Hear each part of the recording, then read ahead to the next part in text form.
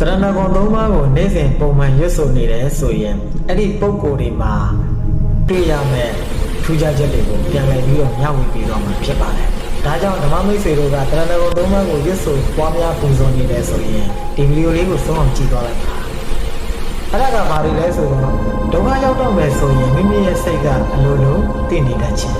စိတ်ရင်းမမှန်တဲ့လူတွေကိုယ်အနားမှာအမြဲမနေနိုင်ခြင်းသူ့အလိုလိုထွက်ခွာသွားကြရခြင်းဒုက္ခရောက်เสียရှိရင်လည်းပဲအဲ့ဒီဒုက္ခတွေကနေဖယ်ထုတ်ပေးလိုက်ခြင်းကြီးကြီးမားမားဖြစ်မဲ့ယတနာတွေကို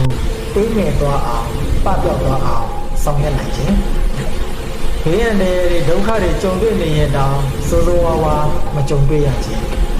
စောင့်ရှောက်ကိုညီခြင်းတဲ့လူတွေကိုယ့်ကိုကာကွယ်ပေးမဲ့ပုဂ္ဂိုလ်တွေပေါ်လာခြင်း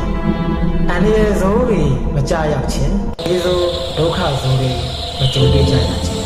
ဘေးရန်တွေကြုံတွေ့လာရင်တောင်အဲ့ဒီဘေးရန်တွေကနေလွတ်မြောက်ခြင်းလလပါများရွှင်လန်းပြီးတော့ငွေများပြည့်ပြည့်တတ်တာဝင်လာခြင်းမိမိကိုပေးခြင်းကမ်းခြင်းတဲ့လူတွေစောင့်ရှောက်ခြင်းတဲ့လူတွေကြွေးခြင်းမွေးခြင်းတဲ့လူတွေပေါ်များလာခြင်းယခုပြောသွားတဲ့အချက်တွေကတော့တရဏဂုံသုံးပါးကိုနေ့စဉ်ပွားများတဲ့ပုဂ္ဂိုလ်တွေရှိမှတွေ့ရမယ်ထူးခြားချက်တွေဖြစ်ပါတယ်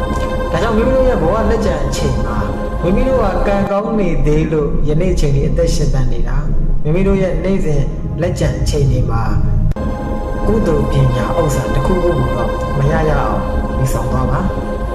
ဘဝရဲ့လက်ကျန်အချိန်တွေမှာကိုယ်စိတ်နှပါချမ်းသာချမ်းသာစွာဖြင့်